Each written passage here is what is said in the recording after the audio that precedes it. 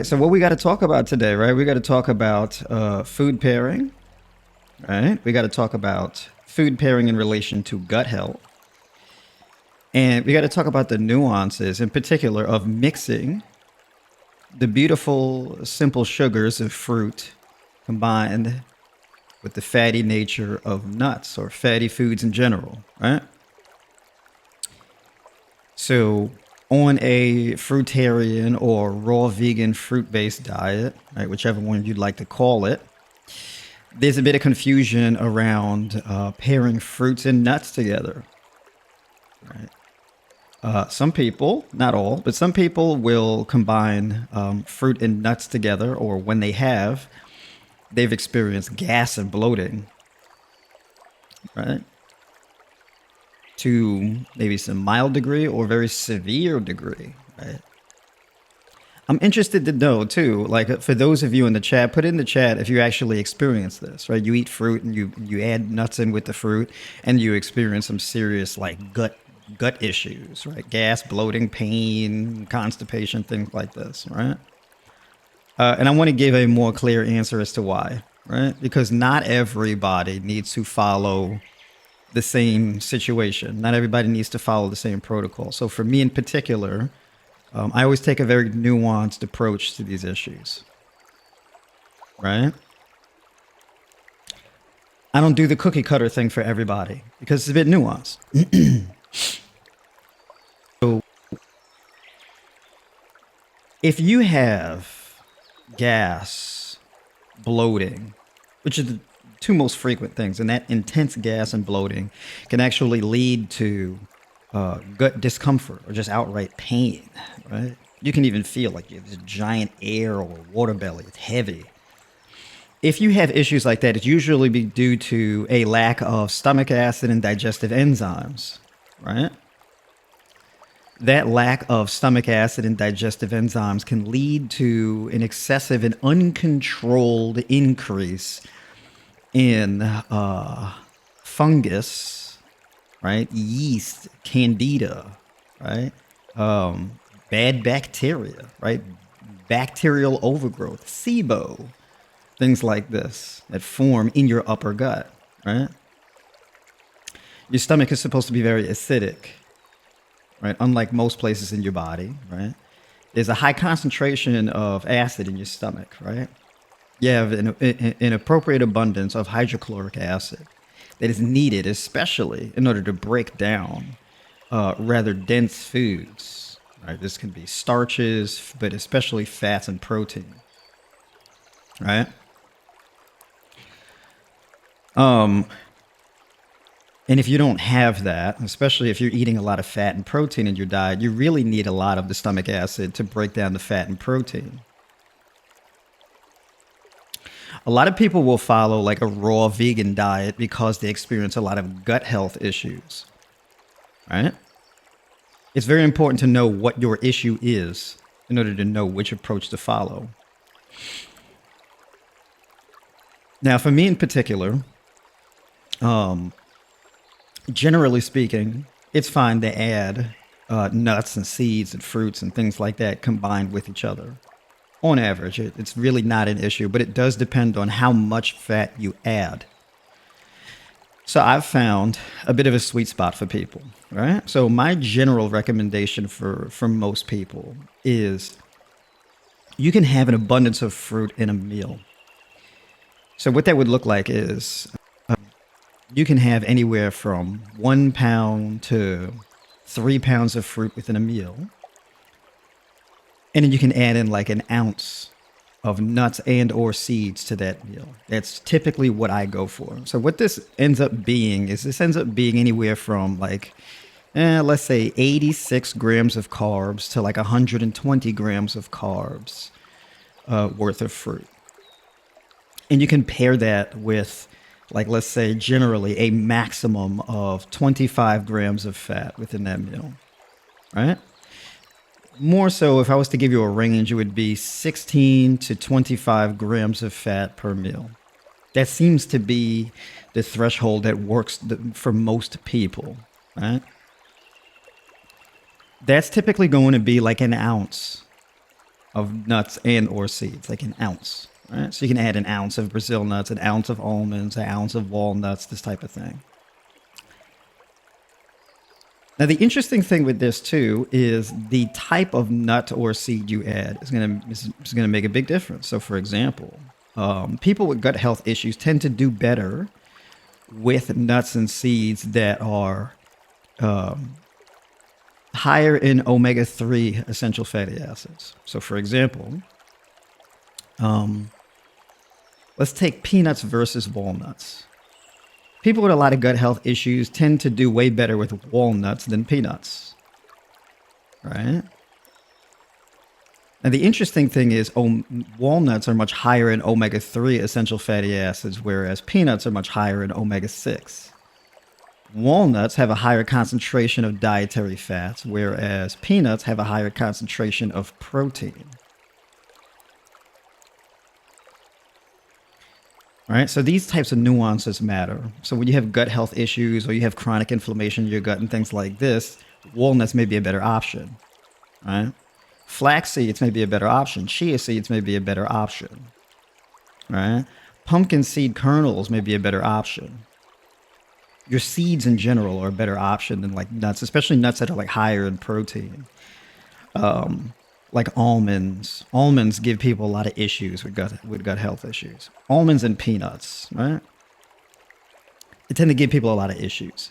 So your seeds are a bit of a better option. Your sunflower seed kernels, pumpkin seed kernels, flax, chia, hemp seeds, this type of thing. So these are the nuances. Then there's the issue of what your goal is. Are you trying to gain weight? Are you trying to lose weight? Are you insulin resistant, right? Are you diabetic? If you're diabetic, well, your plan is going to be a bit more nuanced. For diabetics, the reason why food pairing matters is because, and it is dose dependent. There is like an antagonistic relationship between insulin and glucagon, right? So your pancreas has a variety of different hormones that it's responsible for secreting and synthesizing and secreting, right? In order to assist in digestion and the maintenance of your hunger hormones and things like this. But in particular, you have insulin, and insulin is needed in order to shuttle glucose to your cells, right? And then you have glucagon, which is like this counteracting hormone, where the higher it is, that suppresses insulin. So there's a trade-off between the two. Glucagon is a hormone that increases fat metabolism, right?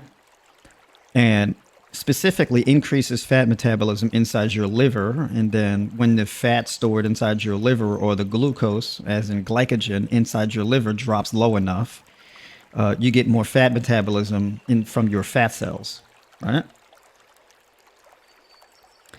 So if you really reduce the carbohydrates that you consume and you replace that with fats, you get higher levels of glucagon release. People will use this, like, for example, in a keto diet or something like that, in order to really ramp up fat loss. It's the idea behind it. You're leveraging glucagon in the pursuit of dropping your blood sugar and really ramping up more consistent fat metabolism, right? It doesn't really quite play out that way for most people, because ultimately what happens is glucagon increases your blood sugar. And then if your cortisol levels are really high, then cortisol and glucagon combined together both increase your blood sugar. So your blood sugar keeps increasing if you're insulin resistant. And so what happens is, yes, you're getting a higher level of fat metabolism, but your blood sugar is also going up much higher. And this suppresses your appetite, right? So cortisol, adrenaline, glucagon, all of these things suppress your appetite. So you get more alertness and mental focus from your adrenal glands firing, right? And then this also suppresses your appetite, but also keeps your blood sugar elevated, which stalls out fat metabolism. So you get less and less glucagon as a result, and then it's all adrenal output. So then you end up being fatigued because your blood sugar is not being reduced, because the blood sugar is not being sent to your brain and your nervous system and your skeletal muscle and all that. And so you end up being kind of wired. Maybe you have excessive anxiety, high blood pressure, but you're also tired and fatigued with low sleep quality and high blood sugar all the time, even though you barely eat carbs. So there's these other things that come into play where you get diminishing returns from something like that. Right. And this is why I give you the nuance, because it's like, in theory, people say, oh, if you lower insulin enough and you raise glucagon, you lose weight. Kind of, but it depends on how long you do it. Right. And it depends on the pre-existing conditions that you're experiencing when you do it. But in any case, if you're diabetic, you can pursue, rather than the high fat amount, you can do, let's say, an even mix of both, where you want to do an even mix of fat, right? When you do an even mix, what happens is you're not adequately leveraging insulin or glucagon, right? So if you're eating equal levels of fat and carbohydrates, and you're doing that with a metabolic issue, like insulin resistance or just full-blown type 2 diabetes, you're not really improving insulin sensitivity, and you're not really maximizing fat loss either, because that insulin and glucagon are kind of being deployed at the same time, but they're acting against each other, right? These are two counteracting hormones. They're supposed to rise and fall in an inverse to each other. So in order to correct this metabolic disorder, you would have to lean more so into one as opposed to the other, and you would need a dietary approach for that. So for me, it's going to be mainly at least 50% of your macros would be from carbohydrates, right? So the threshold would be anywhere from 50% to 80% carbs, right? That's the complete range. For me, for diabetics, the approach is going to be more so in between 65% carbs and a minimum of 50%. Depending on how insulin resistant you are, I would be closer to 65%, and in some cases, even 75%. So there's a bit of nuance. When it comes to food pairing, though, a general rule that I would give diabetics is typically you only really want to have anywhere between 15 to 25 grams of fat, or 15 to 20 grams of fat within a meal, of any given meal. So you can have 3 or 4 meals a day, and each of those meals would contain anywhere from 15 to 20 or 25 grams of fat within a meal, give or take. And it's a good general guideline to follow. So you can eat fruits, and then you can add in like an ounce of nuts and seeds. So that's the issue with that, right? Now, let's say you have a low stomach acid issue. And quite frankly, a lot of raw vegans have this issue too, because a lot of raw vegans, especially, they get into, I want to be raw vegan and really high carb and really reduce dietary fats as much as possible, right? So you have like, the raw vegans, especially like fruitarians, where they're like, I only eat fruit and occasionally leafy greens, and I barely eat any fat. Just understand that when you do that, when you're cutting your fat and protein intake low enough, you drive down your stomach acid. Because interesting enough, dietary fat, when you consume dietary fat, this increases the level of stomach acid that your gut produces, because your gut will produce stomach acid in relation to how much fat and protein you eat. So reducing fat and protein could be good, but to a point, it depends on how much you reduce it and for how long. So when you're just like, I only eat fruits, I don't really eat anything else, well, you can drive down your stomach acid way too much. And you can drive down trypsin and pepsin in particular, which are two very important stomach enzymes, or digestive enzymes, that are needed in order to break down fats and proteins. So if you don't really consume much fat and protein, you can drive down those digestive enzymes too much. And you can drive down your stomach acid for too much. Okay? So now what happens is, if you start adding in these foods into your diet, you can start experiencing digestive discomfort, gas, bloating, constipation, things like this. because you've disincentivized your gut from being able to have this healthy balance of stomach acid and digestive enzymes. This is what a lot of like really high carb raw vegans end up experiencing. Right? So for me personally, I never take a dogmatic approach towards one thing or the other because of that. Right? It's not that simple. I always compare it to like a roadmap. How do you know what the direction is? Let's say you want to get to a particular place on a map. In order to determine what direction you go in, you would have to know where you currently are on the map in relation to your destination. Right? So if you want to know what direction you need to go in, you're not able to really figure out what direction you need to go in until you know where you're at.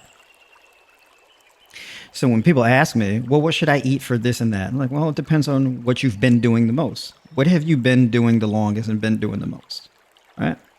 If somebody has already been a raw vegan and they're used to a really low fat, low protein diet, my recommendations for them is going to be very different than somebody else who has come from a diet where they have cut their carbohydrates to the bone for a really long period of time, and their diet has mostly been fat and protein, like a keto or a carnivore diet. The approach is going to be pretty different between the two.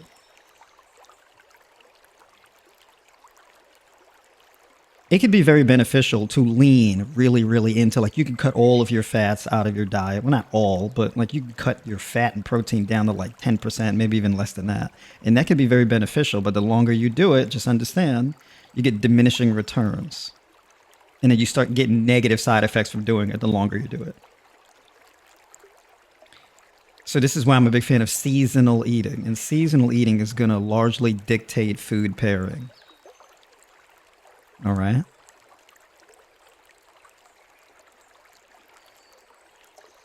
And I'm going to get to some of y'all in the comments here too. So just give me a second. Somebody asked me about fermented foods, and I'm getting into that.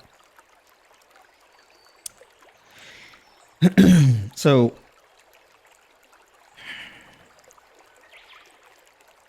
for me in diet plans, a lot of the times what I do is the first meal is going to be some type of melon, right? So we are in the fall season, right? So we're no longer in watermelon season. So things are going to be a bit different now. So I know for me, my last grocery order, I got like 4 pineapples. Pineapple's not really seasonal, but we get them in abundance here. It's pretty easy to get pineapple, right? Honeydew, though, takes center stage. So pretty much I've replaced watermelon with honeydew. I got these big old honeydew. These honeydew are like 4 pounds. They're huge, these honeydew. And they're pretty ripe, too. I got some really good honeydew. And then citrus fruits. So grapefruit, tangerines, right? All different types of citrus fruits. Those take center stage for me in this season.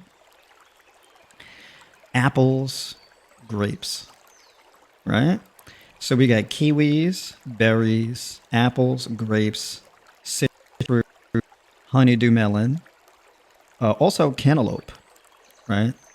And then pineapple. These are like the 8 fruits I've mainly been getting, right? And then as far as nuts are concerned, the nuts primarily that I've been getting are peanuts, cashews, almonds, walnuts, and Brazil nuts. So for example, your first meal could be like, let's say honeydew. It could be like 2 pounds of honeydew and 1 ounce of Brazil nuts. And the Brazil nuts are really good for pretty much getting all of your selenium. It comes with an abundance of selenium. Brazil nuts are really high in selenium. One question people ask me is 1 ounce of Brazil nuts, isn't that way too much selenium? And the answer is, well, no, not really, because it's not like you're supplementing with selenium. Your digestive system largely regulates how much selenium you absorb, right? So there can be a really, really high concentration of selenium in a given food. It doesn't necessarily mean you're going to get an over absorption of the selenium, because your gut regulates that. Your gut pretty much regulates the absorption of everything, especially the fat-soluble things, right? But minerals, your minerals are going to be pretty tightly regulated, especially iron, for example, right? Iron is very important, but too much iron at one time can be devastating. And it could have very, very negative implications for your liver in particular. Right? So you don't really want to have too much iron in your system at a time, right? You want to have just enough. But in any case, so basically, now you may ask, well, what if I have like gut health issues? For the most part, the honeydew, if you paired that with 1 ounce of Brazil nuts, people don't really tend to have an issue with that. People do pretty well with it. Some people may disagree with me. Some people say, well, the reason why you can't mix dietary fats with fruits, or you shouldn't, is because when you combine fat with the sugar in fruit, it slows down gastric emptying, right? It causes fermentation in your stomach, right? I'm curious, put a 1 in the chat if y'all heard this before. Like, oh, it causes fermentation in your stomach, right? When you mix the sugar and fat together, it causes fermentation in your stomach. They like to use this, it keeps the food in your stomach for too long, causes fermentation. Or people don't even say in your stomach, they just say in your gut. Fermentation in your gut. And this is this is kind of true in certain circumstances, but again, it's dose dependent, right? If you ever read like scientific literature, they never really make strong claims like this will do that. They usually say this can do that, or right? They use the word can. They use softer language. It's not really, because in order to make an extraordinary hard and fast claim, you need really, really strong evidence for it. Right? Like something has to happen, like damn near 100% of the time, for there to be like a strong affirmation of, oh, this will do that, period. Right? It's very strong language. When you say, well, you can't pair sugar and fat together, well, how much sugar and fat together? How much? What's the ratio? Is it 2 to 1? Is it 3 to 1? Is it 1 to 1? Is it 4 to 1? What's the ratio? Right?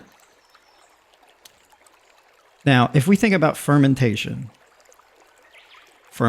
in your upper gut or your lower gut, fermentation in your lower gut is not necessarily a bad thing. All right? When you eat dietary fiber, that dietary fiber works its way through your digestive tract and ends up in your lower gut and then serves as prebiotic fiber in order to feed your beneficial gut bacteria.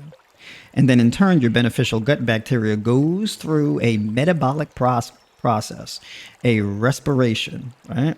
And then your gut bacteria produces something called postbiotics. This is things like B12, right? Methylcobalamin. This is where you get folate. This is where you get vitamin K2, right? In particular, MK4, MK7, things like this. These are postbiotics. This is where you get short chain fatty acids that activate the secretion of things like GLP-1, right? From your intestines. Right? When we think about Ozempic is GLP-1. Your gut actually produces GLP-1 naturally. And, people will say, oh, you drink apple cider vinegar in the morning and you get increased fat metabolism and you get increased energy and it controls appetite and whoop, whoop, whoop, right? Lowers blood sugar, all this. But why is that? Well, because the apple cider vinegar acts as a short chain fatty acid, right? And that activates GLP-1 release. Well, if you were to eat an apple, the apple pectin goes to your lower gut, and then that feeds your gut bacteria. And then your gut bacteria produce a postbiotic called short chain fatty acids, and that activates GLP-1 in the gut. The same thing. This is all implicated by your gut health, your gut microbiome, right? However, postbiotics from bacterial buildup in your upper gut, like in your stomach, well, that's a problem. Because this is where you can now experience things like acid reflux, right? This is where you can experience a lot of gas and bloating and bad breath and things like that, right? So the idea is, well, when you pair the carbohydrates and the fats together in a meal, normally the fruits and whatnot break down really quickly, so it doesn't stay in your stomach for very long. But if you add fat and protein to that mix, then the sugar stays in your stomach for a longer period of time along with the fat and the protein. And then the bacteria or fungus, like a yeast, for example, or a candida, feed on the sugar. And then that bacteria or yeast produces a byproduct in its respiration, in its metabolic processes, things like CO2, right? Carbon dioxide, which is a byproduct of oxygen metabolism, right? You get an increase in what's that called? Why am I blanking on the term? Methane, right? And so you get these things, and this is where you get the gas from. This is where you get the bloating from, right? And that's what they blame it on. So that's why you shouldn't pair fat and sugar together. And it's like, understand that you can't get the gas and the bloating and all of that type of stuff without the candida, the yeast, or bad bacteria undergirding it. So what the statement should be is you should not pair significant amounts of sugar and fat together. So for example, you should not pair 60 to 80 grams worth of fruit together with 60 to 80 grams of fat together in a meal if you have a yeast or a candida or SIBO or something like this. If you have some type of gut dysbiosis where you have an overgrowth of fungus and bacteria in your upper gut, that's really what the suggestion should be. This is not a hard and fast rule for everyone. All right? You don't get the excessive... what's this? Something just popped up on my screen here.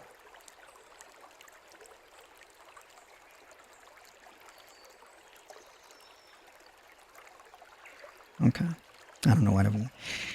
So you don't get these issues of the gas and the bloating and all of that without an underlying gut health issue, which if you have an underlying gut health issue, this doesn't necessarily...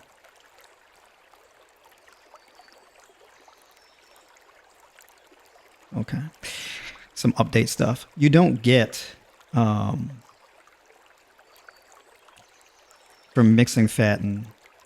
Why does this keep popping up? What's this Norton driver thing? All right. Uh-oh, am I looking choppy? So a high raw vegan diet can increase GLP. Yes. Yes. This is the reason why like a raw vegan diet or a high raw vegan diet is so effective for reversing things like diabetes and insulin resistance, right?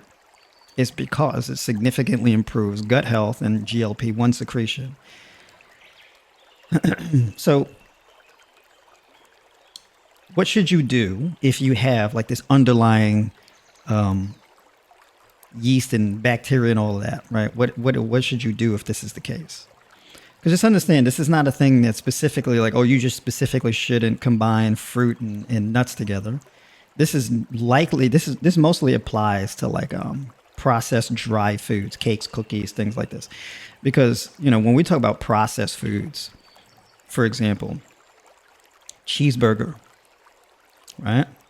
The bread, so it's processed, high carbs, it's dry, right?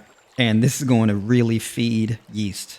It's going to really feed bad bacteria, right? Because it's low in fiber, it's high in processed dry sugar. And then you have the burger patty, whether even if it's a vegan burger patty, high in protein, high in fat, it's going to slow down gastric emptying, right? Because fat and protein take longer to digest, so it's going to slow down gastric emptying.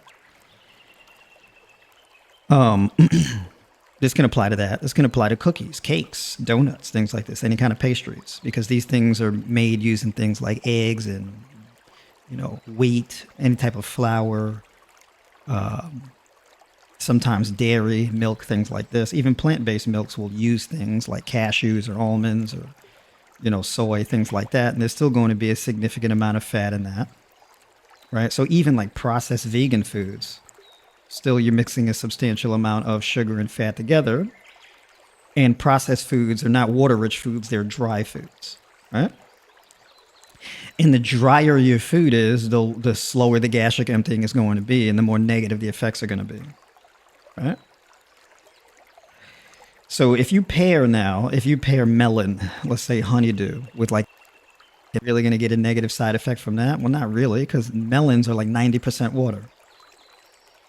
It's a bit different, far from. So you can eat like 3 pounds of honeydew or something like this and get like 80 something grams of carbs. And then you like eat an ounce of nuts or something like this, and you maybe get like 16 to 20 grams of fat. You're not going to really have this slow gastric emptying because it's a very water-rich food, and the food it's a high level of soluble fat. I mean, soluble fiber, right?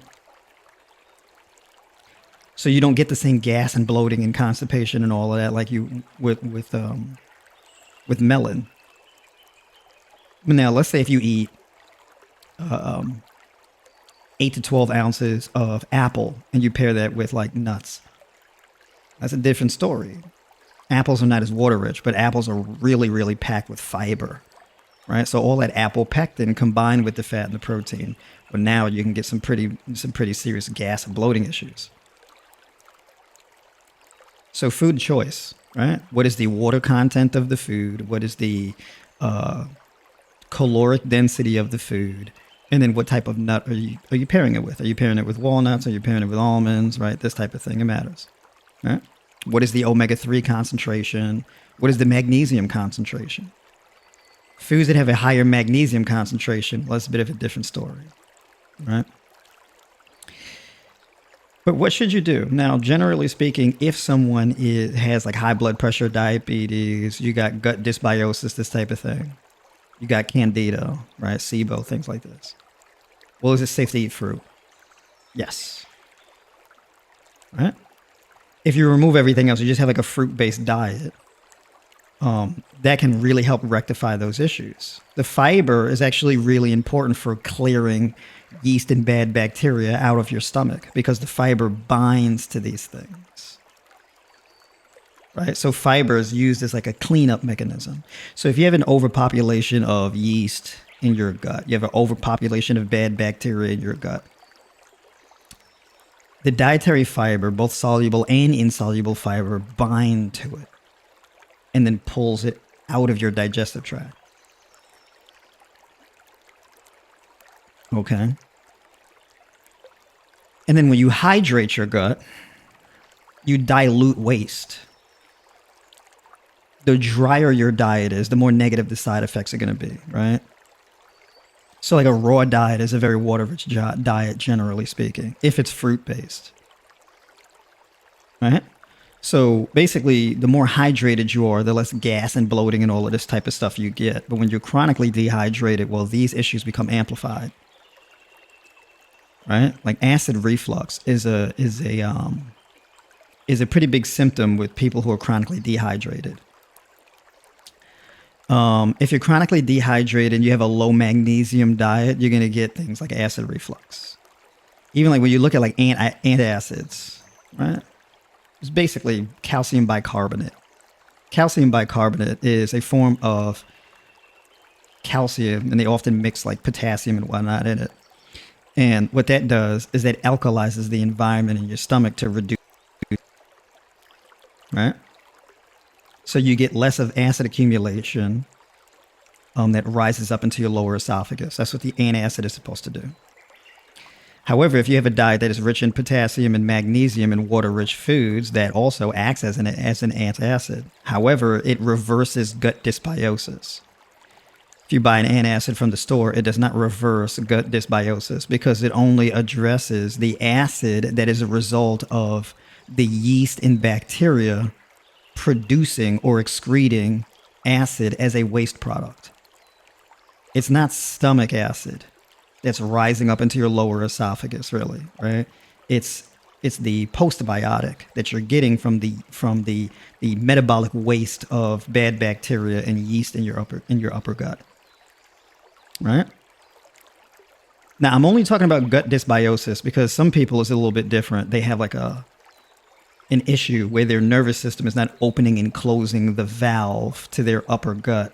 So what happens is it stays open for too long when they eat, and then the actual stomach acid rises up into their lower esophagus. Right? That's not a bad bacteria or a yeast issue. That's a nervous system issue where the port's not closing. Right? After digestion. So during digestion. So it's a bit different. That's a nervous system thing, right?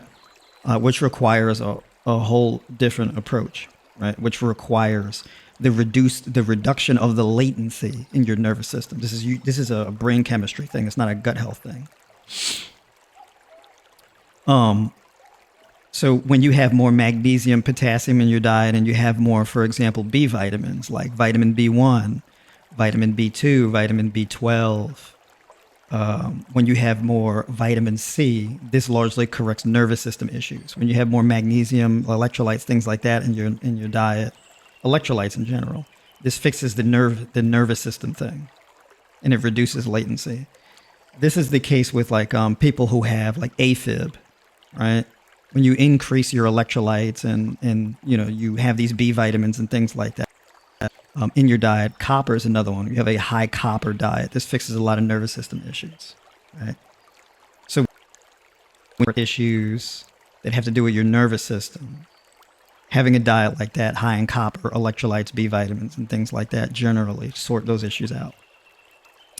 I'm more so talking about gut dysbiosis, which is a lot more common, right? So basically what I would do is I would segment. If you're going to mix fruits and nuts together, you could, but I would only do 1 ounce at a time. And I would do the nuts and seeds that have higher concentrations of omega-3 essential fatty acids and that are typically lower in dietary protein. That's what I would recommend, right? So that would be things like walnuts. There would be things like chia seeds and flax seeds.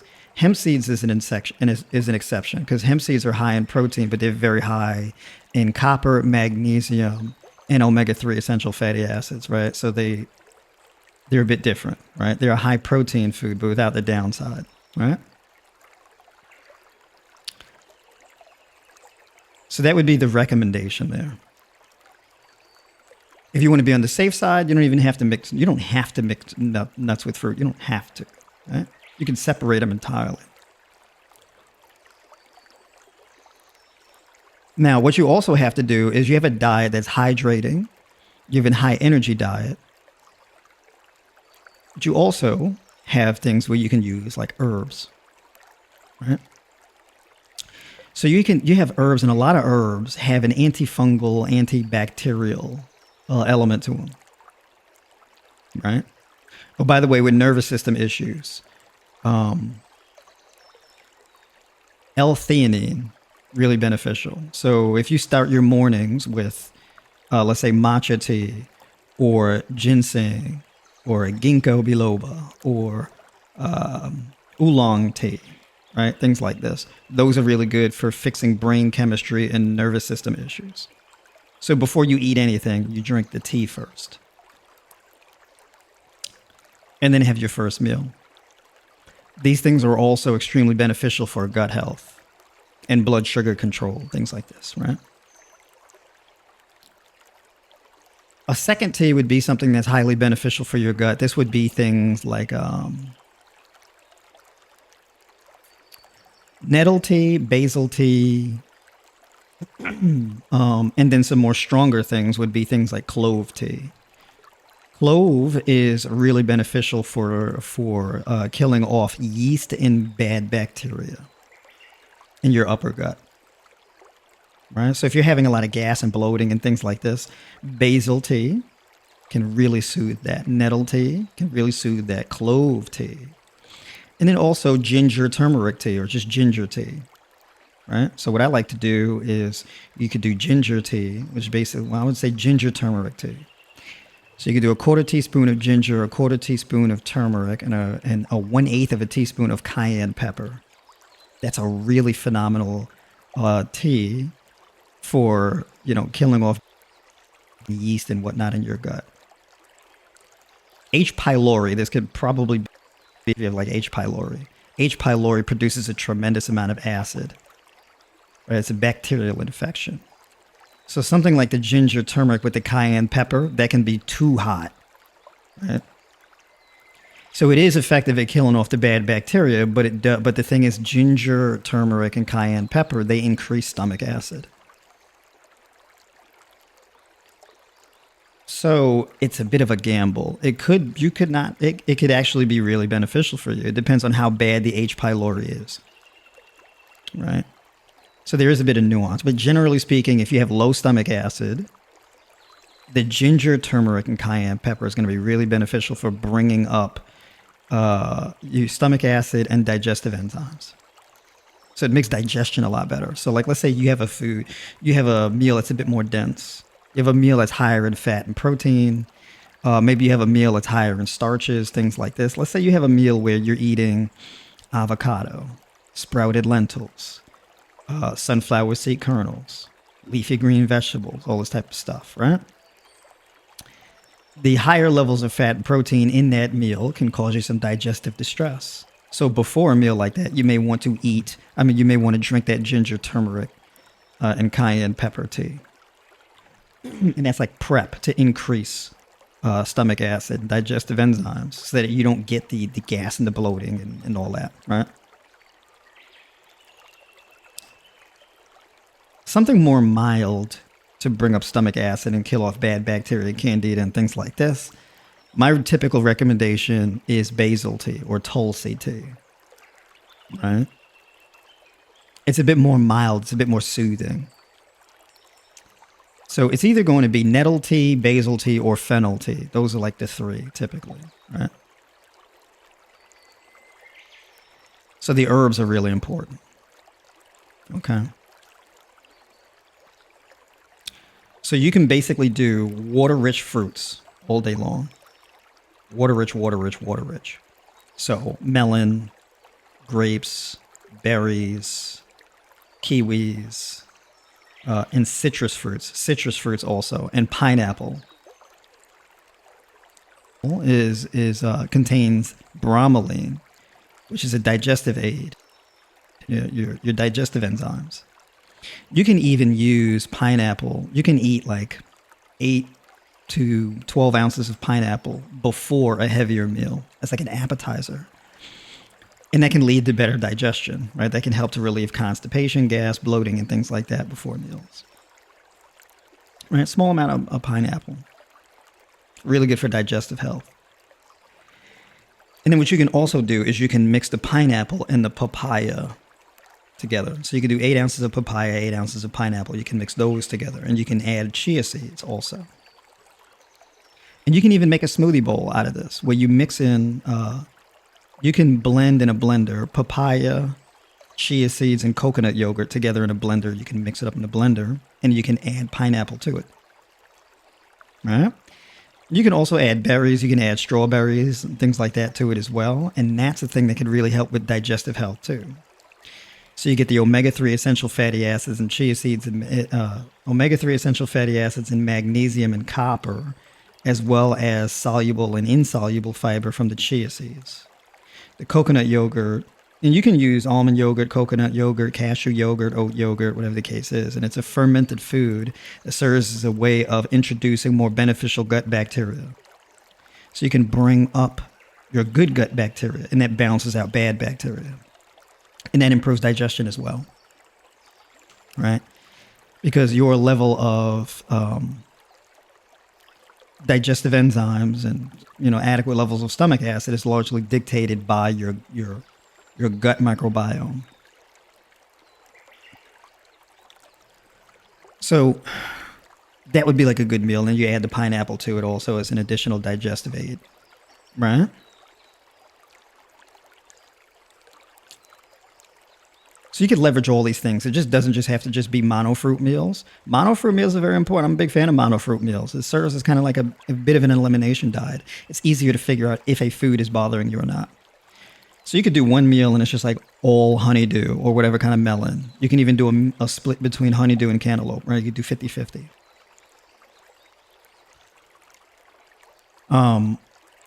And then you can also do a split between honeydew, cantaloupe, and papaya. And that would help even more with digestion, improving digestive health and whatnot. Then another meal could just be all grapes, right? 24 ounces of grapes, 20 ounces of grapes, somewhere along that.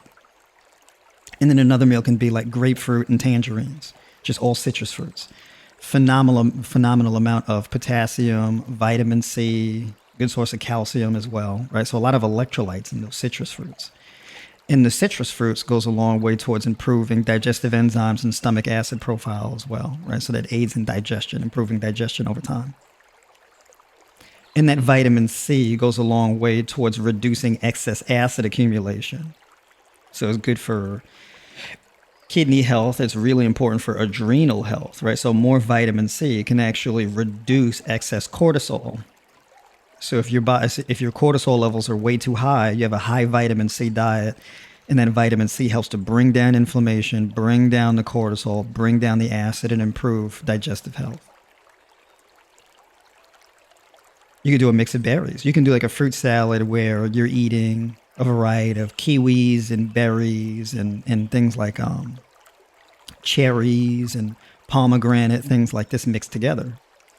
Basically, if you're doing kiwis and your berries, basically this is going to be a meal where you're getting a lot of copper, iron, chlorophyll, magnesium, vitamin K, vitamin C. So you can do a mix of, like, let's say arugula or spring mix, and you can mix in cucumber, which is high in silica. Also, you can mix in kiwis, strawberries, raspberries, blueberries, things like this in that fruit salad, right? And that's phenomenal for gut health. That's phenomenal for insulin sensitivity, blood pressure, kidney health, everything straight across the board, right? So that's another option. So when you're putting together your meals, these are things to consider as far as like having a medicinal diet that reverses gut dysbiosis. So you can have monofruit meals, and then that's a meal where you're mixing in a variety of fruits in order to produce a particular result. Interestingly enough, berries and kiwis and leafy greens together, that's a pretty significant amount of protein in a meal like that. And then you can have most of your dietary fats concentrated in a meal towards the end of the day. And that's where you would have things like avocado, leafy greens, onion and bell pepper. Kind of depends. You can do onion and bell pepper, but if it bothers you, I would leave it out and just put in like cucumber to have something more mild. So you can do kale, rhubarb, and you can even do like a little bit of Napa cabbage if you wanted to have a little spice in your salad. So you do avocado, you do hemp seeds, sunflower seed kernels, you could do crushed walnuts, right? And like a beautiful, like a ranch dressing, right? And if you want a little bit more protein in your diet, add in sprouted green lentils or sprouted mung beans, right? And for the sprouts, you could add in like anywhere from like 4 to like 7 ounces of the sprouted beans. It's a pretty good amount of protein, right? Good source of iron, copper, magnesium, good stuff. But I caution you, adding in the sprouts and doing a little too much may cause you to have some gas and bloating issues. So if that's the case, you may want to back off of those things or just eat them separately. So you may have to prep for something like this. Another thing you can do, let's say if we remove the coconut yogurt, or you don't even have to remove the coconut yogurt. Let's say for your second meal, you have the coconut yogurt bowl and all of that. And let's say before your fourth meal of the day, you have a cup of sauerkraut or a cup of kimchi. You could put it in a mug. Just eat it with a fork or whatever, right? And drink the juice and everything, right? Sauerkraut and kimchi. Really good fermented probiotic food, right? And that really helps to stave off or prevent all of these issues. All right. And that helps to kill off bad bacteria and yeast and all of that and populate your gut with beneficial gut bacteria. And that could be like a daily habit. Vegetables. You can also do miso soup. So you can have a small portion of miso soup. All right. So basically what you do is you boil water And then you let the water cool off a little bit, and you can add in like a tablespoon of miso paste. And then you can add in sliced leeks as well for like a vegetable. And you can eat that, or you can drink that down. Right? You can add in leafy greens, so you can make like a soup, like a vegetable soup with it. So you have a miso vegetable soup. Right? You can add in what I like to do with a miso soup is I like to do leeks and cabbage. Okay. And you can add in the sprouts to it as well. So you can have sprouts in it, like sprouted green lentils, bok choy, or like a basically it's Chinese cabbage, and sliced leeks. Leeks are they're like an onion, but it's a sea vegetable kind of like they grow in sand. Right? So they don't really grow, like leeks don't grow underground like onions do. It's a bit different, right? It's like a stalk, like a green onion, basically. Right? Like a green onion, but not really. Because leeks, they grow above ground. But in any case, you can have something like that, right? This is used in a lot of Chinese dishes, actually. Leeks. I'm a big fan of leeks. So I would put that in like a miso soup. And if you want a bit more protein and calcium and magnesium in your diet, you can add some tofu. Silken tofu is a bit easier to digest, and silken tofu goes very well in a soup. Okay? So you can add that to your miso soup as well. And you can have that before your last meal of the day or after. Right? So these are just some of the options that you have as far as like improving your gut health. So basically the point is it's a lot more nuanced. This is why I'm an advocate of a high raw diet also. Because soup isn't necessarily raw, right? If you're eating a soup, that's going to make your diet more high raw. It's not really fully raw, right? But just because a food is raw doesn't mean that like, oh, it's a magic bullet. Like a raw vegan diet is not necessarily a magic bullet. You can have cooked things that are highly beneficial too. I just advocate for a diet to be mostly raw to be the most beneficial. Right? When your diet is mostly raw, you're getting all of the live enzymes and live culture. You're not destroying the fiber and the micronutrient profile of a food by cooking it, right? Destroying a lot of these things during heat energy and that type of stuff. So there's a lot of medicinal benefit that comes from a raw, particularly fruit-based diet, right? Because a raw diet pretty much should be a diet that's abundant, that's mostly fruit, right? So basically you could be eating anywhere from like 6 to 8 pounds of fruit a day. And then like, everything else that isn't fruit, you eat those things a few ounces at a time. Right. So it's like a fruit-based diet because the overwhelming majority by weight of your food is going to be fruit. Right.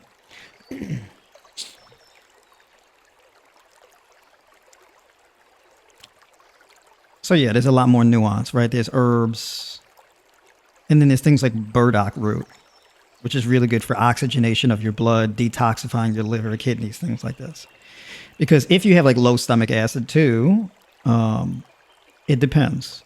If you have low stomach acid because you've been like this really high carb raw vegan where you've cut all your fats out of your diet for a really long time, that's not necessarily like a liver issue. It's more so you've just been not having enough, for example, choline in your diet, right? And so basically you get like this, you get low bile, you get low stomach acid, low digestive enzymes as a result, right? So you would have to slowly add in more fats and protein into your diet while also fixing the whole SIBO and candida issues and all that, right? So having more fermented foods and things like that in your diet. If you come from like a low carb, high fat, high protein diet, like keto or carnivore or something like that, likely your issues are stemming from congestion of the liver. And then in that case, burdock root can be highly beneficial, right? Sea moss, bladderwrack, right? Yellow dock, these types of things, right? Can be highly beneficial for your liver, adrenal glands, and kidneys, right? Because like this low carb, high fat, high protein diet is very acidic. So you can have an overaccumulation of lipids and acid, nitrogen, and whatnot accumulating in your bloodstream, which causes your adrenal glands to really. So people will do like a diet, like, oh, I did a carnivore diet and I had alertness and, I didn't have sugar cravings and all of that. It's like, well, yeah, sure, because your adrenal glands were pumping so hard it suppressed your appetite. You know what else will stave off sugar cravings? A shot of adrenaline. Adrenaline suppresses sugar cravings. Right? But when you start eating more carbohydrates and you cut down on the fats and proteins and whatnot again, then you'll be like, oh, why are my sugar cravings coming back? It's because you're basically all that adrenal output is coming down. Right? So now you know what your actual hunger, a healthy appetite is supposed to feel like. If you're having a sugar craving, usually it's because your brain is craving sugar. So the more insulin sensitive you become, the lower your blood sugar gets.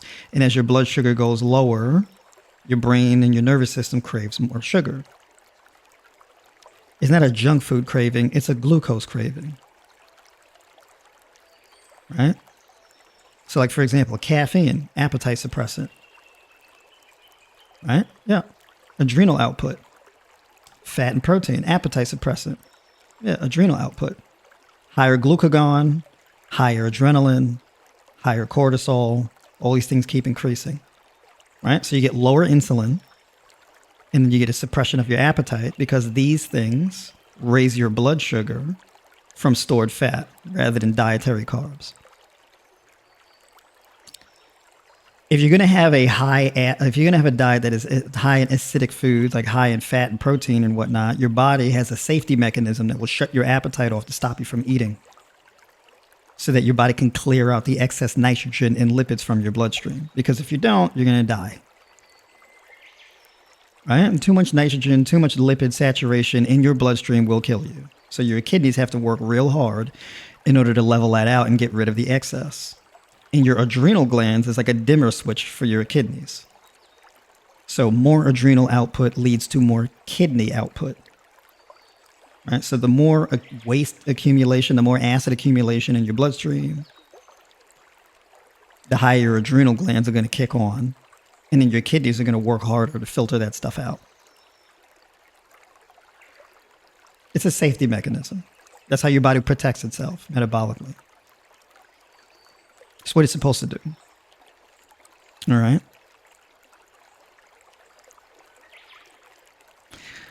Let me catch up with some of y'all here in the comments. Look at y'all. Big shout out to everybody tuning in. Mama in here. What's going on, Z? Aloha from everybody. You in Hawaii? Hawaii?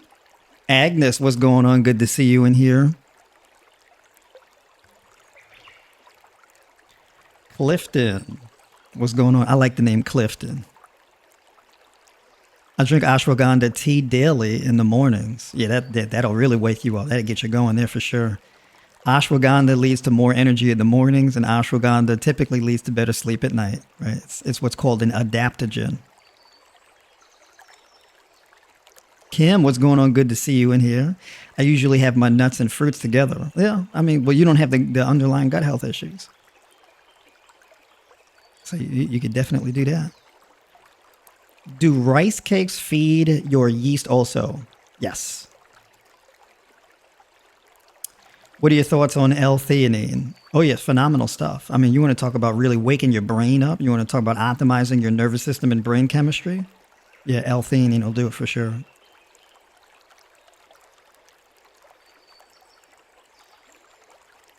A couple of weeks ago. Oh, what's going on, Mark? Mark, by the way, hold on a second. Did you... Let's see if this is the right Mark.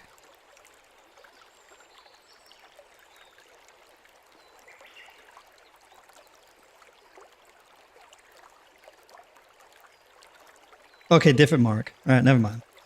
I had another Mark recently join the tribe, became a tribe member. By the way, folks, I do streams like this multiple times a week, as well as my high raw guide. I just released a new raw vegan diet plan as well for healing and chronic illness reversal, and a video overview of the whole diet And I got another one that I'll be doing this week as well. So it'll be a whole series of different diet plans to follow. So if you want to get access to things like that, the whole, with all that good information there, definitely join and become a tribe community member, right? You get access to the full playbook, right? Also, if you have some personal issues and you need like a personal plan, or you need coaching, or you just want to get on a call and talk through your issues and get some solutions moving forward, definitely hit the link in the description of this video and book a call. You can book a call with me, or you can join the community, right? We do weekly group coaching calls. There is a high raw vegan guide with diet plans and all the methodology explained in it. Fasting guide, right? Alternate day fasting guide, and training programs, right? As well as the mindset and self-development video series, right? So all of that is available to Tribe by Noah members, and you can access that through the link in the description of this video.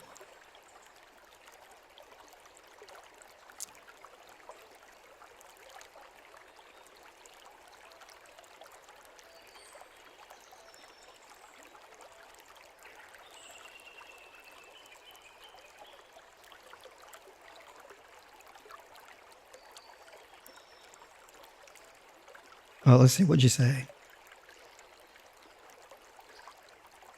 A couple weeks ago, I ate way too many green split peas. I had to take 2 days off of work. What happened? You ate too many green split peas, and then what happened? You had to take days off from work.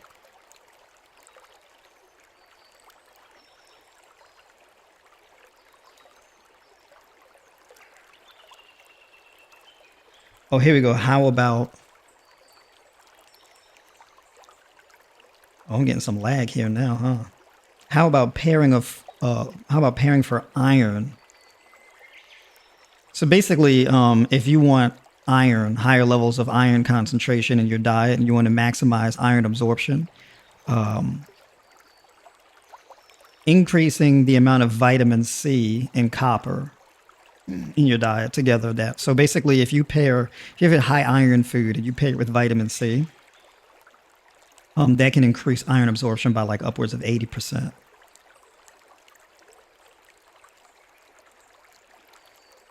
Uh-oh. I'm having some... What's going on? My PC crashing out? What's going on with my CPU? It's just really climbing. It's lagging out. Uh-oh.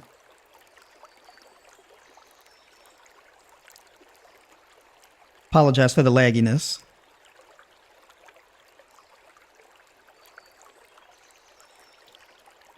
I think I may have to close something down here. I just got to figure out what it is that I got to close down.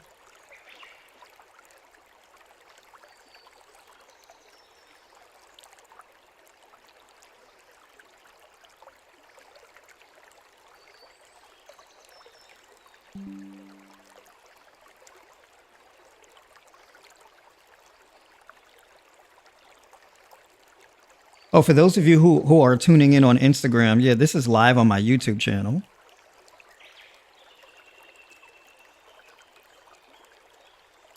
So it is definitely recorded.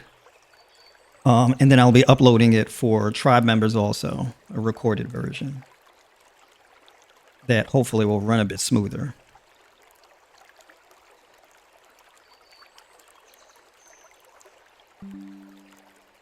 Michael, what's going on, brother? I see you out in the streets, keeping consistent with the activism. I love it.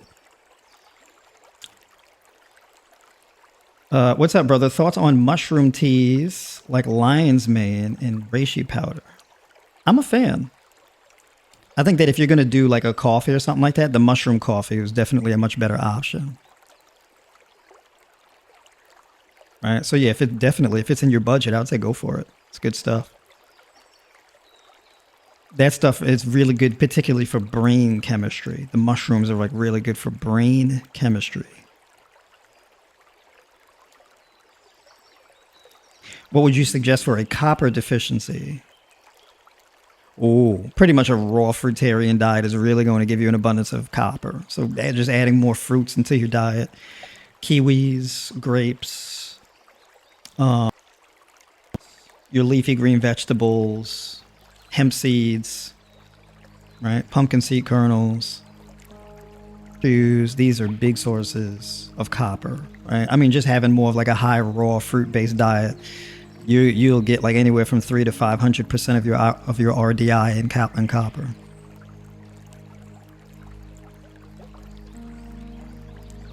Oh, you said it's better now my screen is freezing? Ooh, oh. Uh-oh.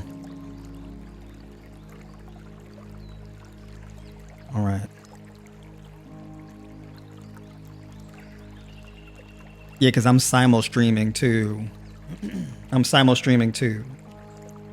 Instagram also.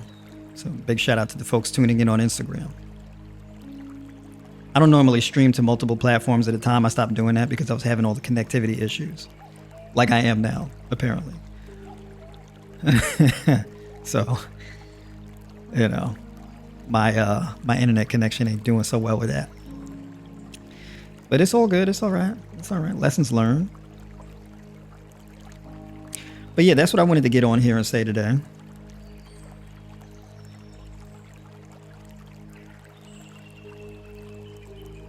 You see, there's a lot of freezing. All right. It is what it is. Instagram, let me let you go. Definitely jump over on YouTube to watch the replay or catch the rest of this stream. Gotta make some adjustments here. Getting a little overloaded. Because we don't want to have all that lag.